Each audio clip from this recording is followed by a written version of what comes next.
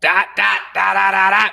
Happy Friday, everybody. This is Grant from State of the Spark, where we're igniting lives of explosive significance. Whether we're doing that, whether you touch one of our businesses or whether you read our books or watch the show, we hope that you're ignited and then you're out there making a huge difference in your own life and in the world. That's why we're here. That's why we're talking today. We've got a fun little lesson today about who in the world is your biggest fan. Good morning, Root. I hope you're doing great, sir.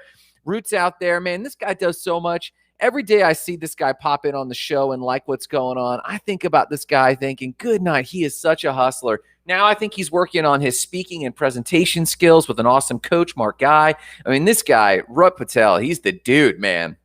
Super honored to have you here this morning, Root. So this morning, we're going to cover who is your biggest fan, and we're going to play a game. And the game is this. Guess this company. So we're going to play this game in just a hot second. And I'm loving this game because, A, there's a lesson. Of course, there's a lesson with this game of can you guess this company? But I'm going to give you a little bit of the history. And no using Wikipedia. No looking up history. And we're going to play this game because it tees us up for the lesson. And the lesson is this. Who is your biggest fan? Who should they be? Who's rooting from the side that you do more, go farther, jump higher? We're going to touch on that. And the story of Guess This Company goes along with that. But before that, you know we've got other news, including what is this crazy puzzle on Mars that was just touching my soul. We're also going to talk about the snow moon. What the heck is a snow moon? Why do they call it a snow moon? And are people actually sleeping less when it comes to lunar cycles? Come on. You know we're going to cover that. But before anything else, we're going to cover Cup of Gratitude. Okay, here, let's do this.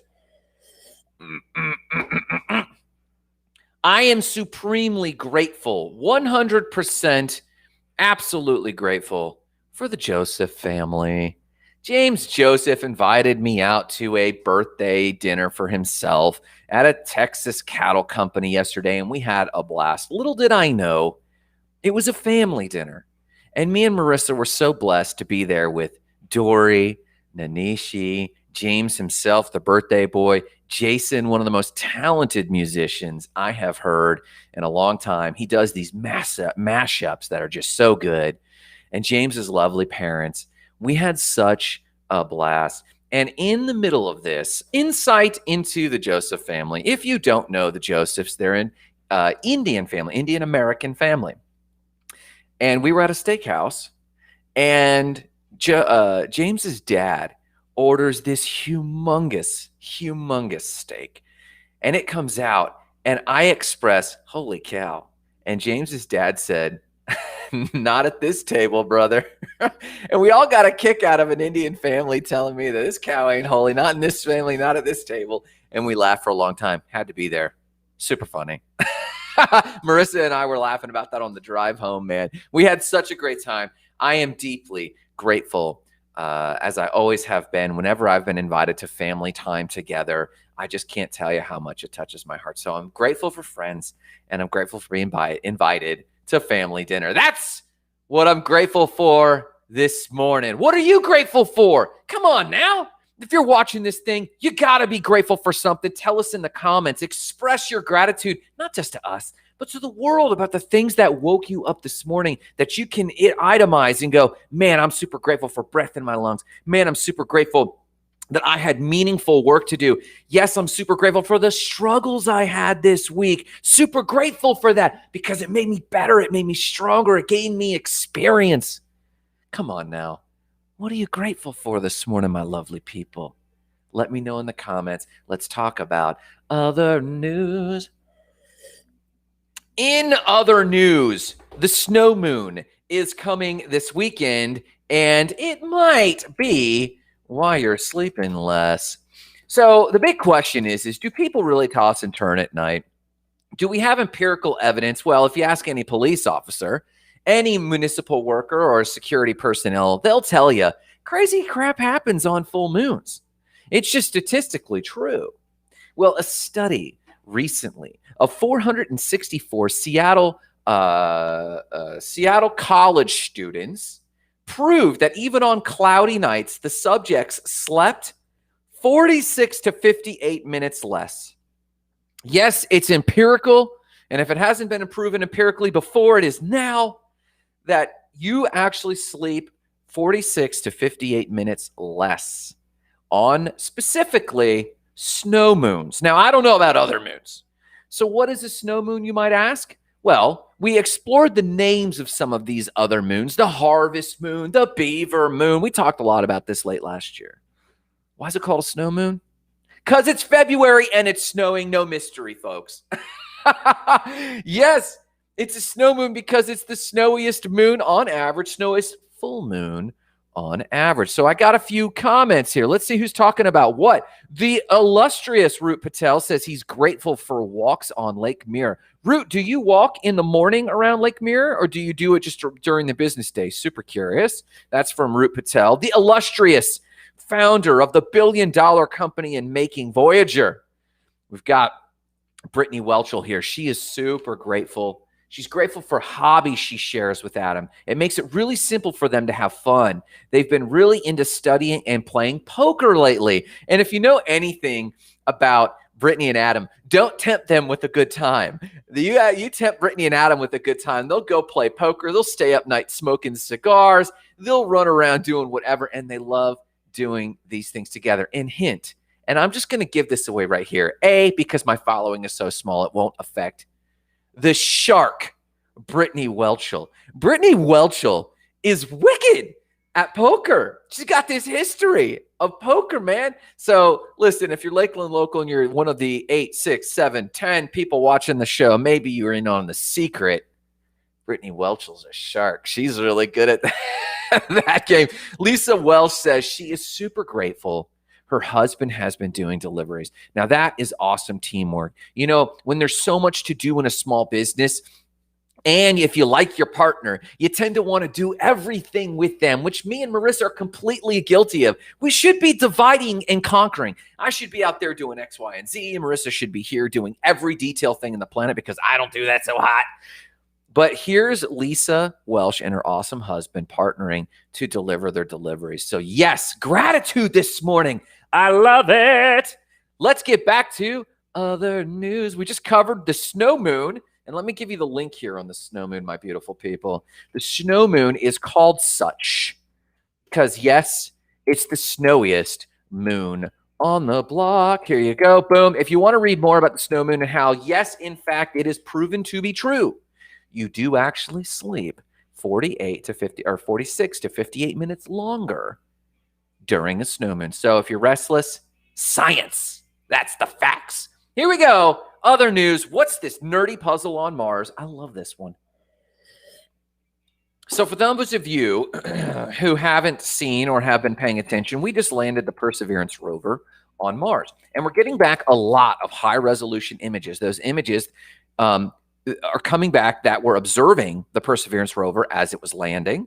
So there's a camera that looks up, a camera that looks down, then there's microphones. We talked about the microphones so that even those who struggle with hearing or might be deaf, they can, or might be blind, I'm sorry, they can actually hear sounds from Mars. And we were talking about this at dinner last night.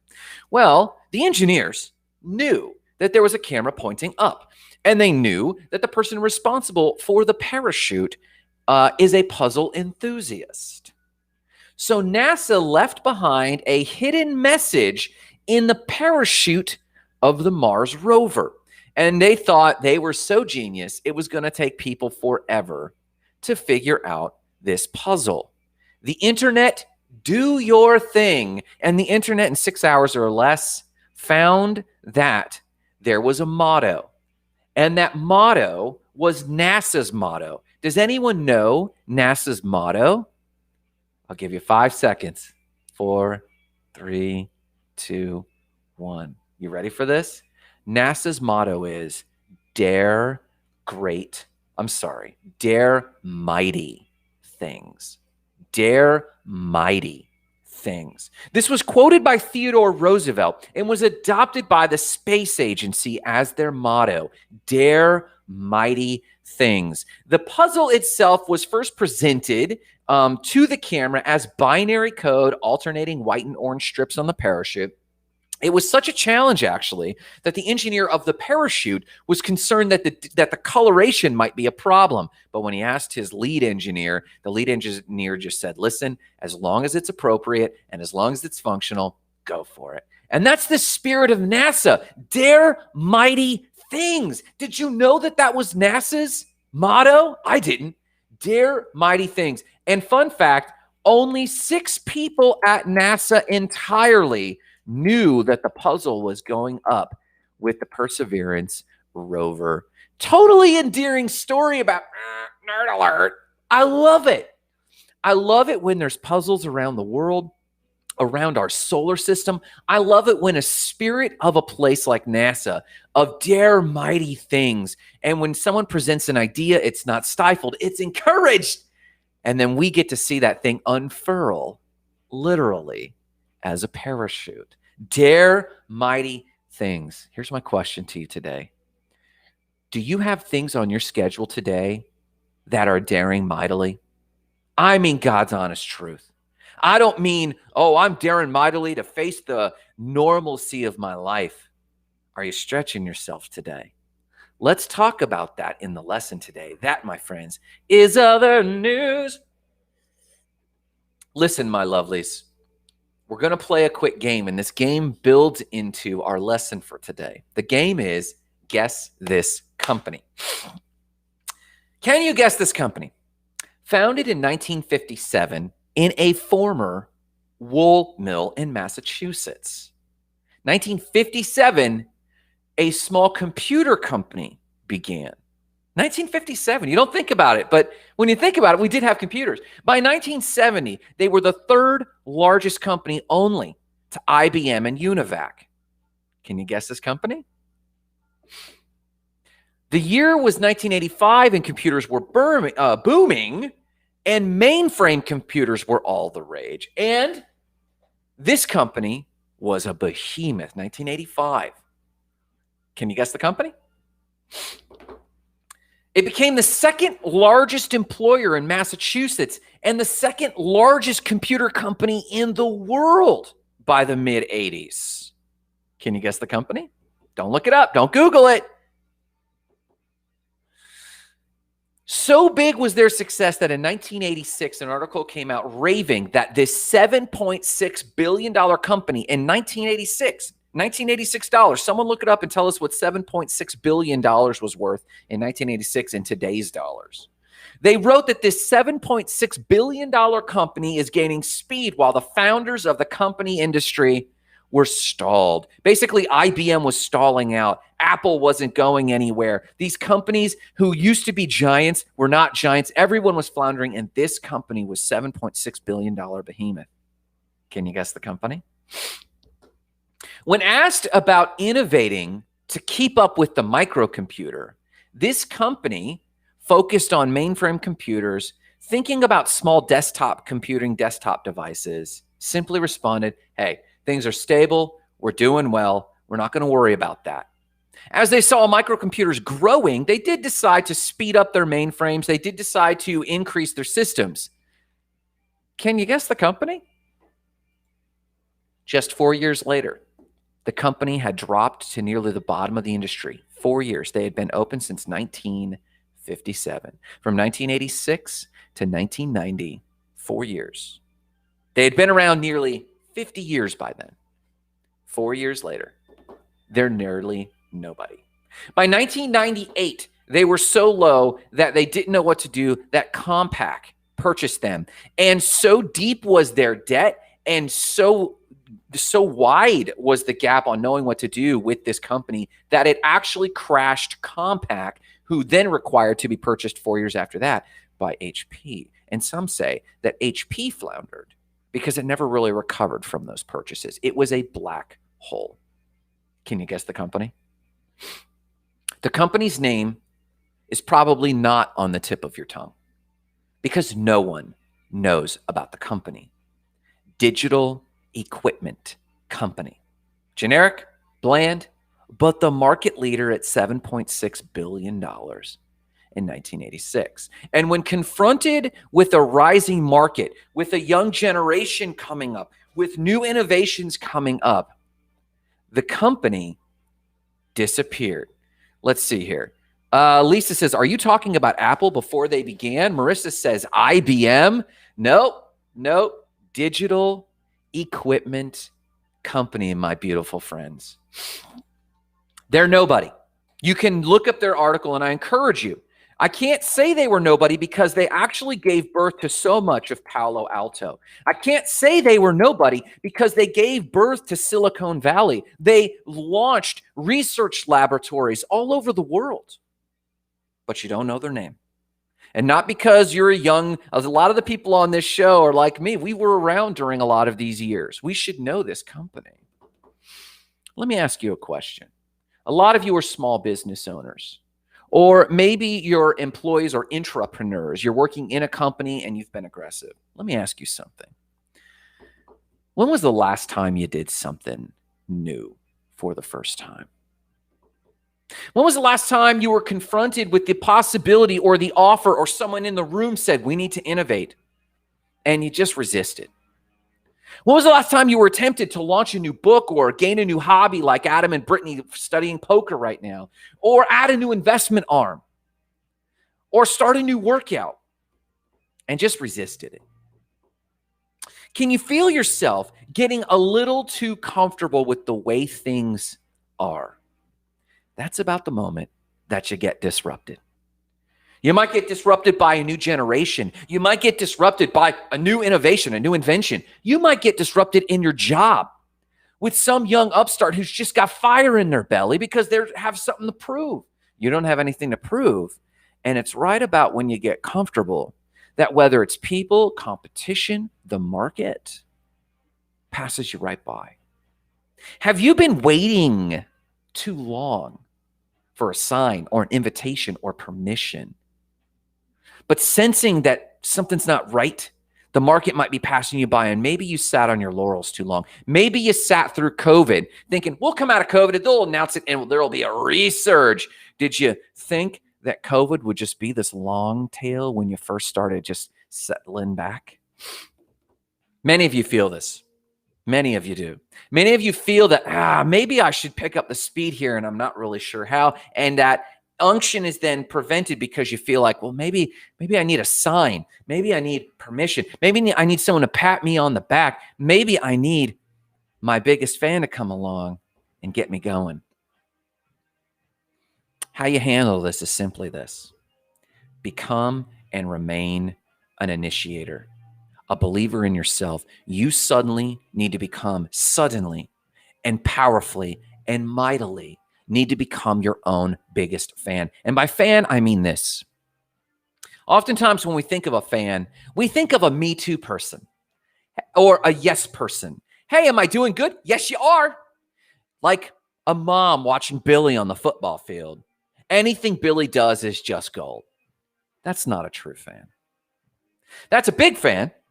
A true fan also watches when you are underperforming and hollers at you, pick up the pace, and yells from the sideline, I know you're capable of more, from the sideline. You need to become your own biggest fan. You need to root yourself to new levels. You need to break whatever permission requirement you have and give yourself permission. Seth Godin calls this out heavily in his book, Poke the Box. A fantastic little book that calls out the fact that most of you are waiting for permission. Some sort of external trigger that says, now's the time to go, go, go. Now's the time to completely re-innovate yourself. Now's the time to disrupt yourself. Because fun fact, if you do not disrupt yourself, someone else will. I'm not trying to seed fear in your business. I'm trying to encourage you on a personal level to learn the lesson from business on a personal level to disrupt yourself. When you give yourself permission to do something new for the first time, you need to do this. Where you give yourself permission to stay up and work late on that project. Where you give yourself permission to stay at it until something breaks, until the dam breaks. You need to give yourself permission. You need to become your own biggest fan. And that biggest fan needs to say, I expect more from you. Because if you don't become your own biggest fan, demanding more of yourself, the world will, your relationships will, your competitors will, just innovation will, the market demands will. There are market demands that are not your competitors. Your competitors are not your biggest threat. Your biggest threat is the market just pacing you by, one foot in front of the other, ever increasing, and you're just trying to stay stable. Don't stay stable. Your business will never actually be stable. It'll feel stable for a while, like digital equipment company. Who knows who they are? They just tried to reach an apex and hold on to it.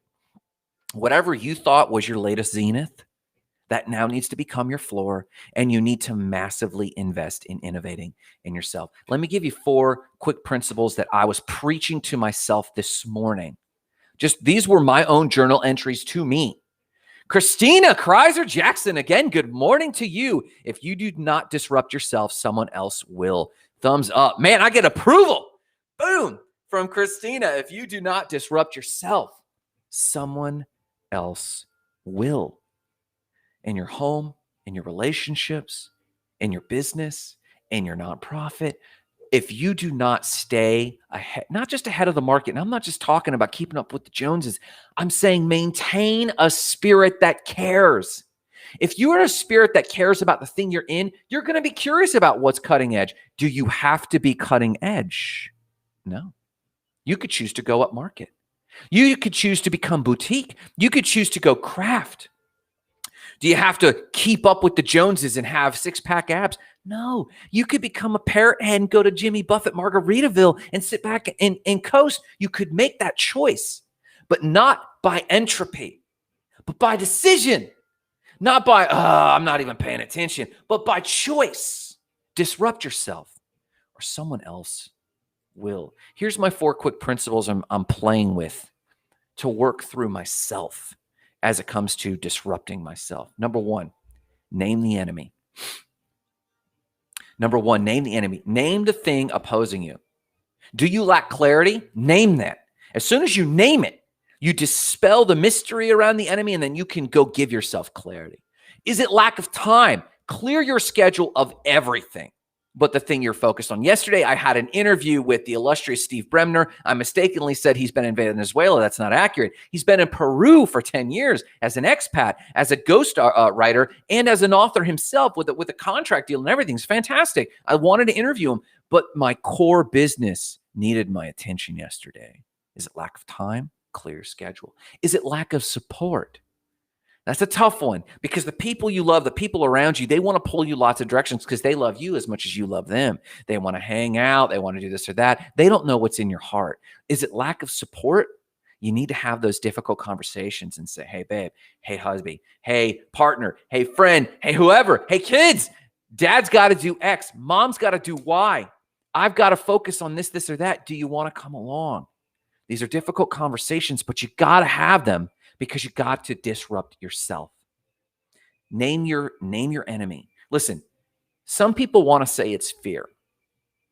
I do believe fear is in the mix of why people have not disrupted themselves, why they not have taken a major leap, why they have not given themselves permission just to make this change. It might be fear, but that's too broad of a stroke and not useful. I think when people just kind of chalk it up to fear, it's a nameless enemy, it's a faceless enemy, and they don't face that thing.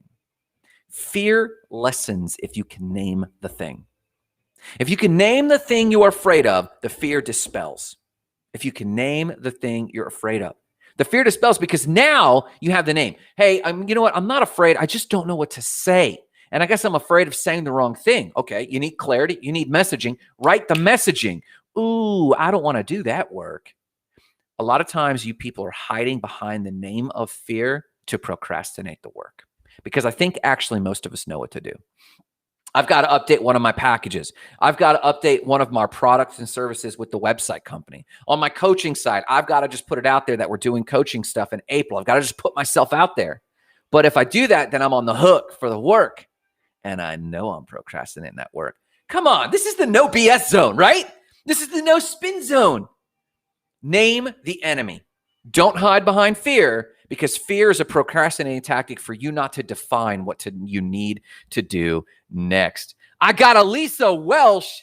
Ouch. Truth bombs. Listen, most of us, and this is true of me too, my lovelies. This is true of me too. I procrastinate left and right with ambiguity. If I can narrow down some of the details or the work that needs to be done and get at it, most of my opposition fades. Number one, name your enemy. Number two, put yourself past the point of no return. Notice I didn't say come up with the perfect plan. Notice I did not say fill in all the details. What I said was put yourself past the point of no return. Listen, I can't tell you, of all the people I know, of all the people I've coached, of all the people I've trained, and they say, I got this big goal. And you say, have you taken action on it? No. And you ask them what they're doing. They haven't done nothing. But more often it's planning, getting the details right, putting everything into place, and then I'll announce. I can tell you most of the goals that I have surveyed around the people around me who have big goals and have not moved it forward. They haven't moved it forward for some good excuse. Brittany says this, boom. This message is speaking to me. Okay, if I can get at Brittany, I'm doing something right. Because Brittany's up there in my book, man. The enemy is not controlling my internal governor. I can do more than my mind tells me I can. And I encourage Brittany, go even deeper. What excuse is being made? And by excuses in and of themselves are not bad. Excuses are reasons, and sometimes valid reasons. So let me re-ask this question. What valid reason has been dragging out? I need a good plan. I don't know about Brittany, but I know around me a lot. I hear we've got to have the perfect plan. We've got to have the whole thing shaped. We've got to know what we're going to say. My principle here is putting yourself past the point of no return. If you can put yourself past the point of no return, you have to answer those questions.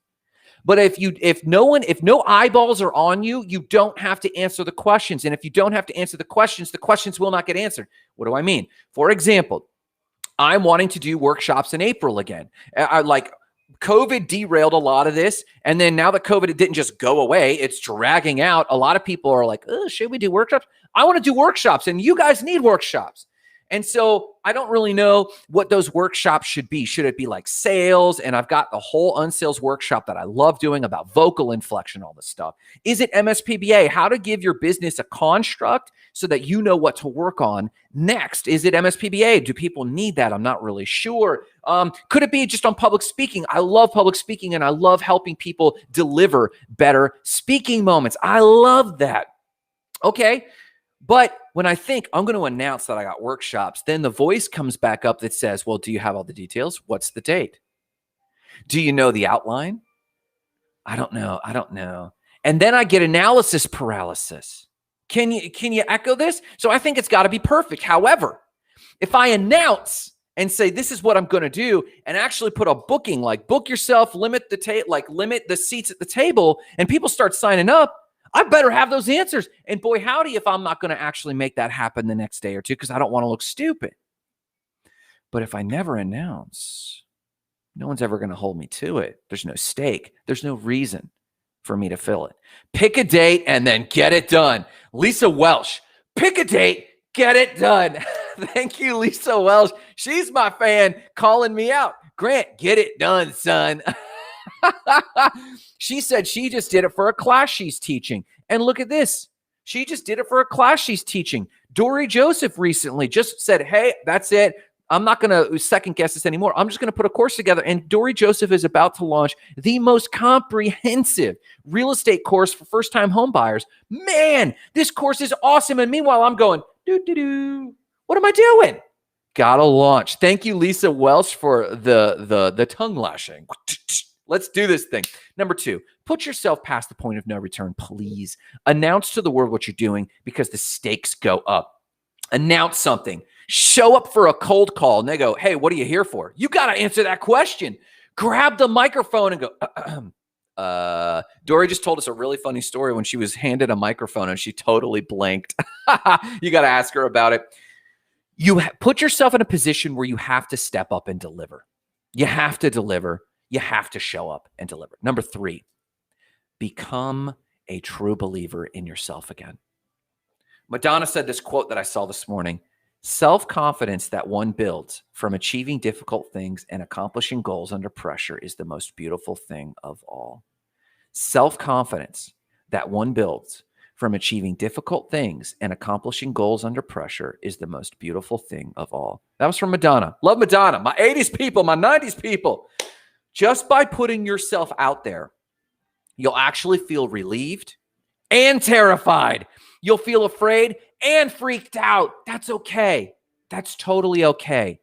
But if you can name your enemy, put yourself past the point of no return, and then choose to become a believer in yourself again, you're going to feel terrified, but that's the feeling of doing something again for the first time.